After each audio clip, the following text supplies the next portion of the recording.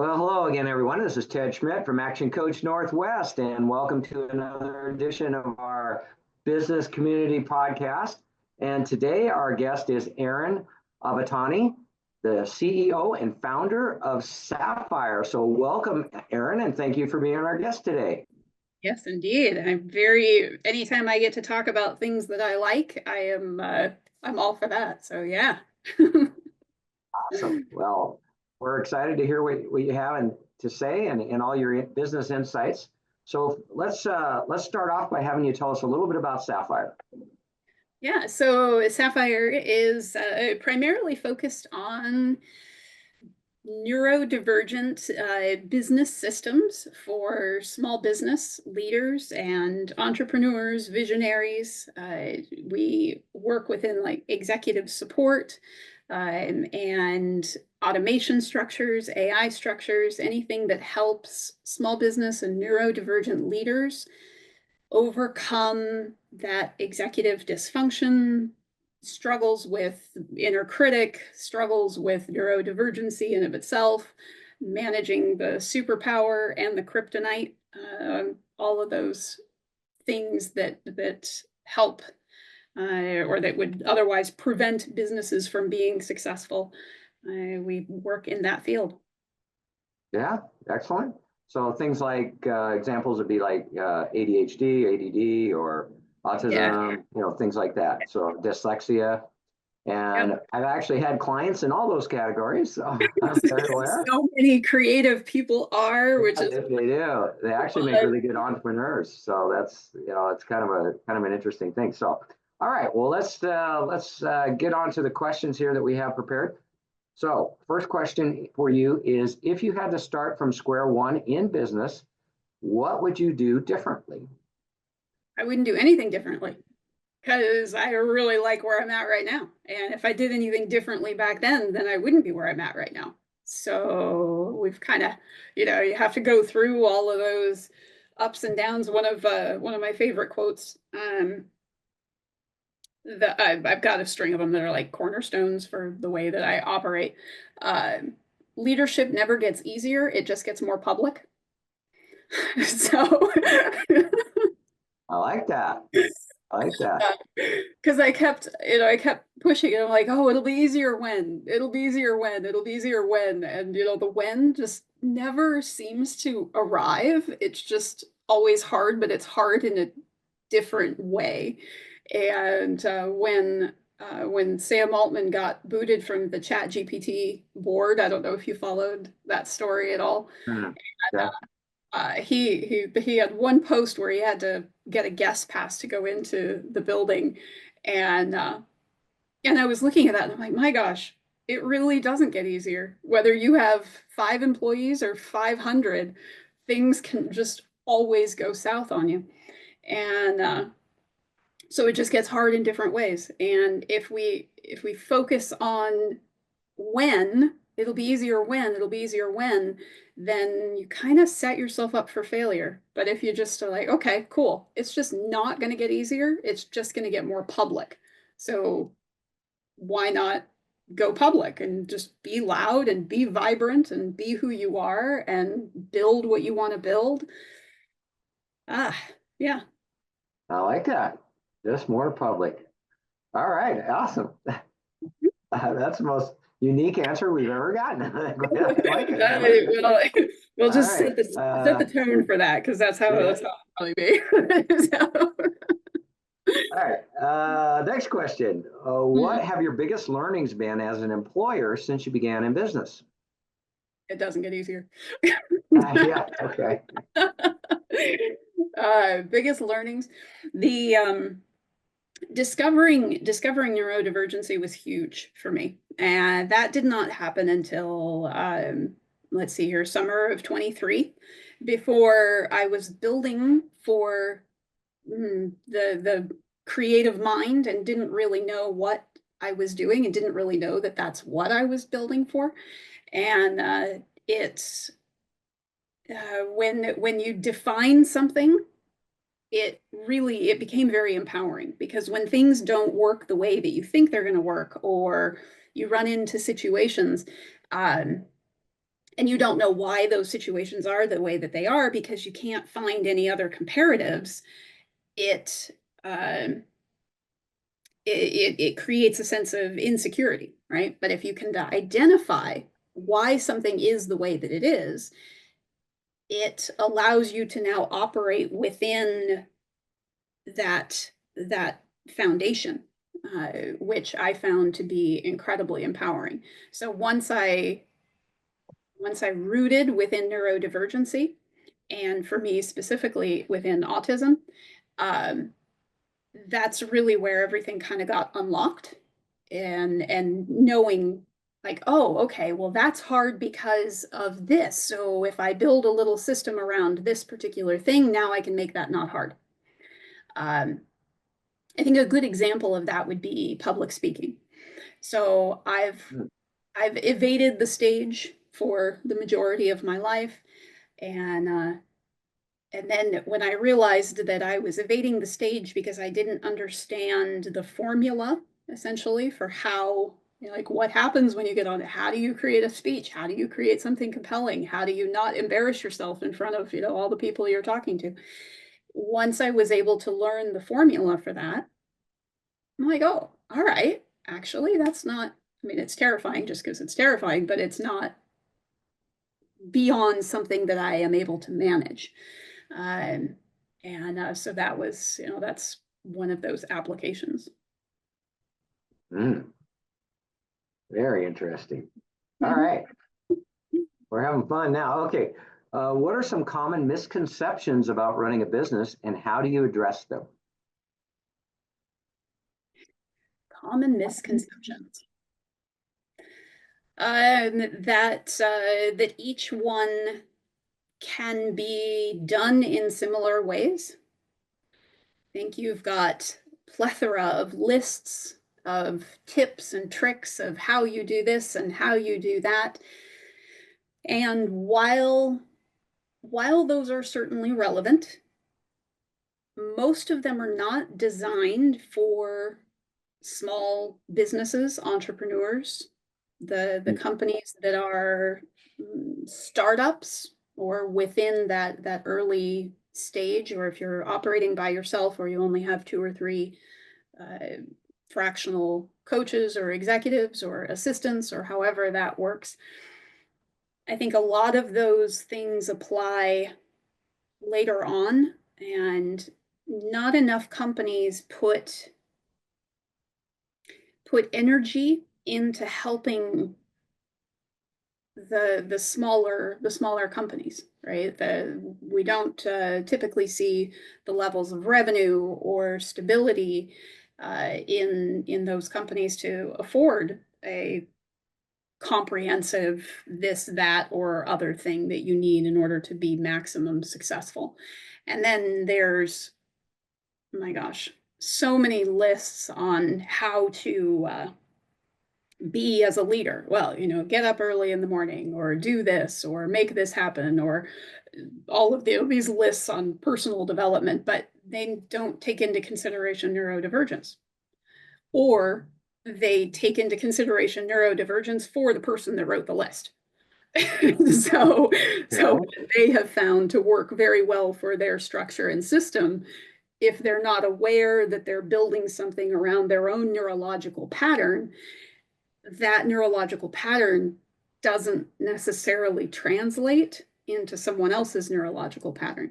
So you have to be really careful when you hold your standard to either what applies to somebody who's already built a multi-million-dollar company, because their strategies are going to be very, very different, versus someone who is giving you the advice that applies to them in their own neurological form.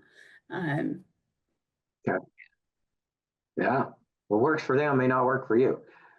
And the translation, there's a translation, like you can apply that, but if you don't know the formula to translate this piece of advice into your own operational structure, it just doesn't have the same effect. Interesting. All right. What do you attribute your growth to? Oh, think no longer being afraid of being loud, being vibrant, and going out there. If you wait until you hit the when, it's just doesn't happen quite so well. You have to just go out and make those mistakes and trip your way through it and have the minimum viable whatever it is that you're doing, because you can build something in your head. You can write a speech in your head. You can create a company in your head. And then when you actually get to the execution phase, it very rarely plays out the way that you think it will. And until you get to the execution phase, it's not quite going to do that. So you have to gotta do it. You just got to do it. Embrace it. Nothing goes as planned anyway. So why? Yeah. Yeah. Okay. Embrace the embarrassment. Yeah. Okay. How do you balance your personal life with the demands of running a business? Well, life and business are one and the same. The whole concept of work-life balance, we are living, we are working. So the two of those have to go together. I created something that I call the clarity matrix, which is a life business operational system that combines both of those into this harmony, right? Where you have effective business strategy that works with productivity and profitability and all of the things that you're creating, as well as your own personal enjoyment of that, where you feel proficient and where you find happiness and where you are most empowered. And when you break down your business structure into the clarity matrix, you have a full picture of what your recovery looks like, what your activities look like, what your operational role looks like, where you need to delegate, where you need to hire, where you need to build your strategic plan. All of these things come out of this system.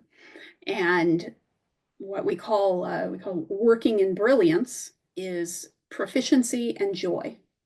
And as a leader, you have to have both of these things. If you are strictly in proficiency, then you're missing the work-life balance, right? You're missing the, well, what actually makes me happy. And if you're working strictly in joy, well, then you may not have your profitability factors. You may not have your foundation to actually build a viable, strong organization. And so you have to have both. And recovery is just as important as the activities that you're doing.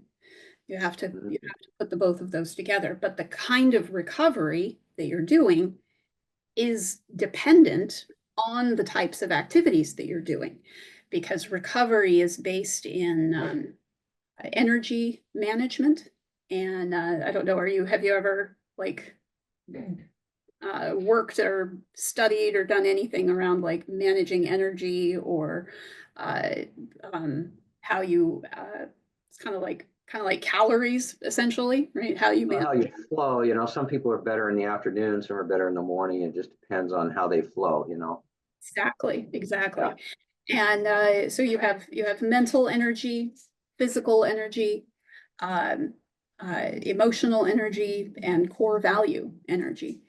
And for each individual, if your work is primarily of, I don't know, advisory and business building and consulting, right? You may use a stronger or more of your emotional, mental energy.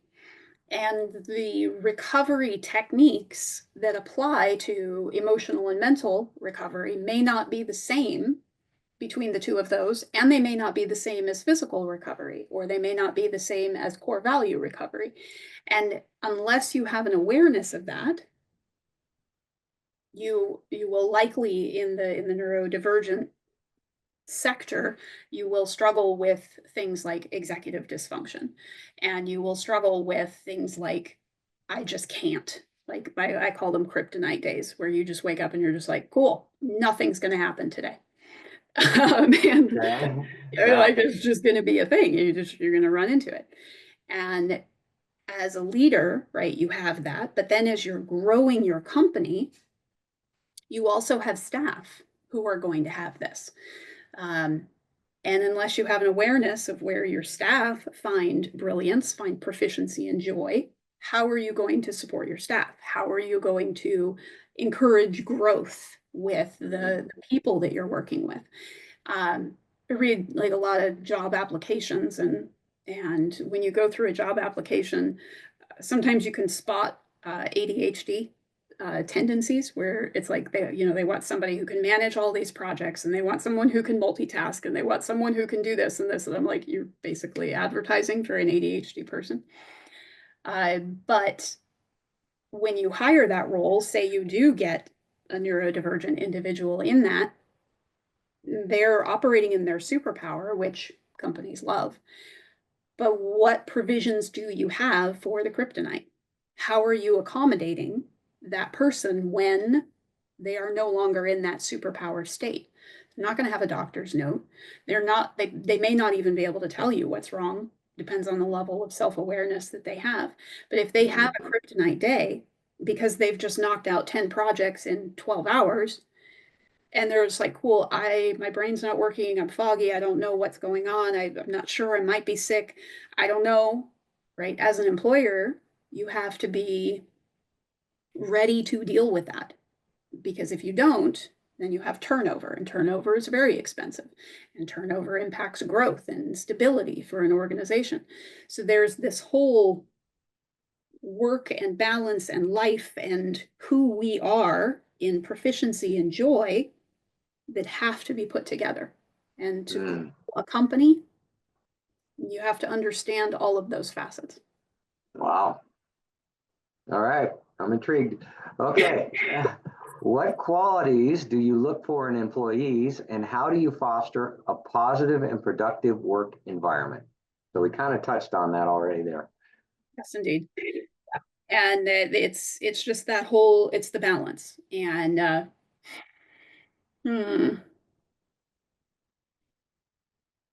with an awareness, you have the ability to really empower teams.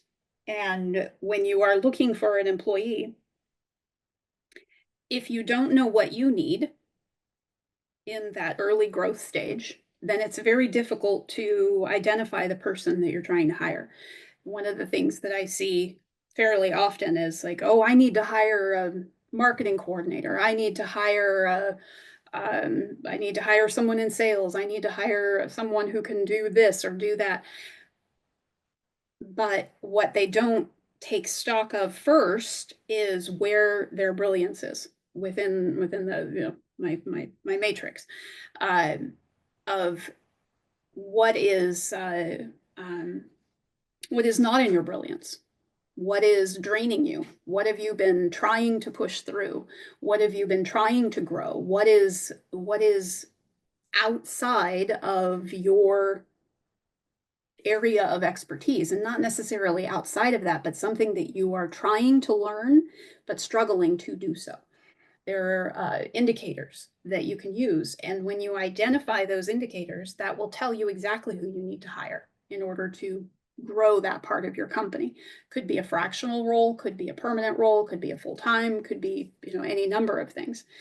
And when you are a small business trying to grow and capital is limited, you want to make those decisions count. You don't have the freedom and flexibility to make a bad hire. And you don't have the freedom and flexibility to make a hire that's going to turn over in 3 months, or any of those different aspects, right? You want to make everything count. And in order to make it count, you really have to understand where your mind is at and what you specifically need help with. You just need to adjust those dials just a little bit. So you're talking about kind of hiring for your weaknesses, things you don't do well. Okay. But you have to understand what that is. Yeah. And There's the tricky part. Okay. This is excellent. Okay. All right. Well, we're sailing through. We only got 2 questions left, believe it or not, here. So what question should I be asking you that I haven't? Well, I definitely would love to talk about anything in the neurodivergent sector within autism, those special interests, rage. So talking about those kinds of things is basically like an endless dopamine. It's like I love it. Like, let's just talk about that all day long, go 8 hours. So yeah, anything within neurodivergency as it applies to the leaders and the small businesses that that you get to talk to and that you see in your company. Mm-hmm. Yeah. Wow. Okay. I need to ask you something else here.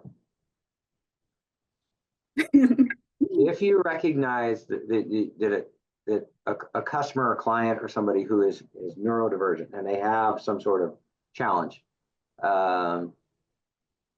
what should you do? How should you approach it with them? Or sometimes they actually tell me. I mean, they just flat out tell me. And then what do you do? Do the folks who talk, do they know? Because oftentimes we don't know. Some do, some don't. Mm-hmm. I have a fun story about pirates. If you want to, we can. Oh, yeah, hit me. go into it. As analogies sometimes make things a little bit easier too. Yeah, absolutely. So we've got a pirate who has got a wooden leg, and he loves running marathons. He is just like that's his gig. And but he's got this wooden leg. He doesn't know that he has a wooden leg. He's just got it, right? He's just part of his life. He's like, cool, all right, got a wooden leg. So he runs these marathons, but he practices really hard and is always on the track early, leaves the track late, is just like grinding, and is frustrated because he can never win these races. And he's like, my God, I practice harder and more intensely than these other racers, and yet I still can't seem to get ahead. I can't seem to place in the top 5. Why is this so hard for me to figure all of this out? And so he's having this conversation, and at some point, one of the other racers is like, "Yeah, you have a wooden leg." And he's like, "What? What do you mean? Yeah, I got a wooden leg. So, okay, what's the point?" He's like, "Well, you have a wooden leg, which is impacting your ability to like really be effective on this track." And he's like, "Oh, wait a second. Oh, so that's what's happening. I don't have I'm not built the way you guys are. So this is going to make it harder. Okay, well, what do I do?" Well, the guy's like, "Well, why don't you go talk with somebody about maybe getting a prosthetic that's maybe better fitted for racing this marathon, perhaps? Like that might help you." So now we got this pirate, right? And he's like, "All right." Well, now he's empowered because instead of practicing and trying and not doing it and not doing it, because this wooden leg is really slowing him down, but he doesn't know it, he's able to go get a prosthetic that now allows him to compete on the same level as these other individuals. Yeah, he needs a prosthetic. Yes, he's going to have to make some accommodations to his life. Yes, he's going to have to practice a little bit differently. He's going to have to stretch a little bit differently. But once he knows that he has that disability, because it is a disability, he's going to be fine. He'll be able to run those marathons. It's going to be okay. But he has to make the accommodations for himself in order to make that happen. Great story. I love it. All right. Last question. Here we go. Where do you see yourself in 5 years, and any words of advice for other business owners who are looking to grow their business? Well, if you can see, I got my cup here. The podcast, it says "World Domination is Mine." So fully intend on reaching as many neurodivergent leaders, visionaries, entrepreneurs as I could possibly reach. Because for me, I would say about 6 months ago, this kind of switched over into a humanitarian thing with neurodivergency. Too many small businesses fail because of burnout and just not having the right tools available for success.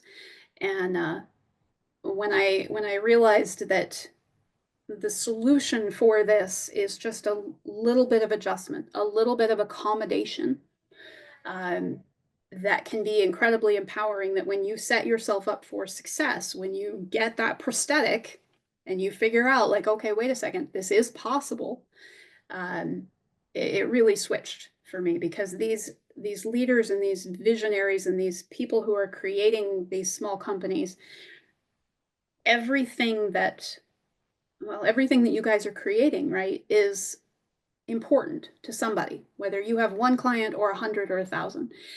That the thing that you are creating is going to make a difference for the person that you are creating it for.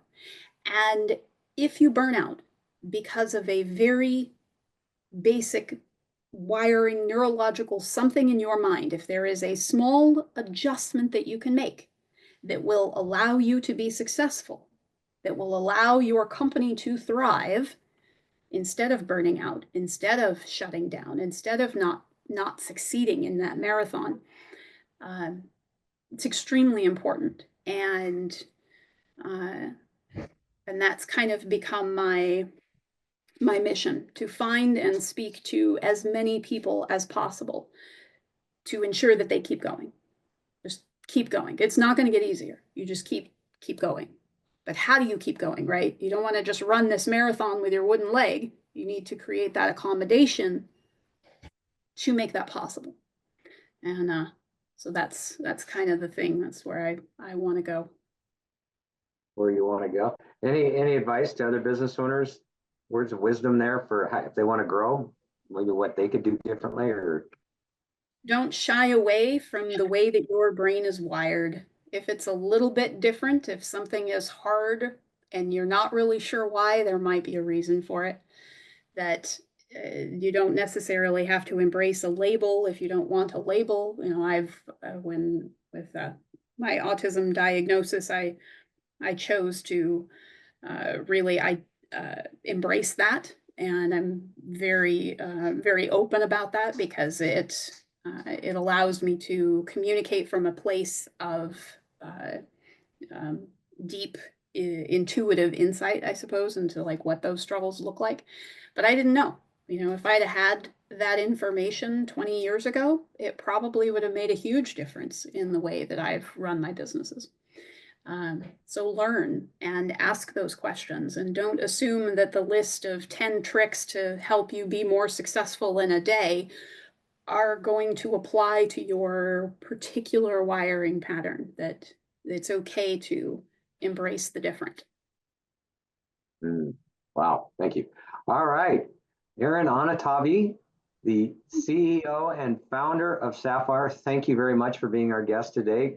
Very insightful, very unique information with a lot of things that we haven't heard before on another podcast. So I really appreciate it. Thank you so much for your insights, for your wisdom. Very much appreciated. All right, so there we go. Everybody, I hope everybody was listening. I took a lot of notes. Hope you did too. Take care. Bye-bye until next time, everybody.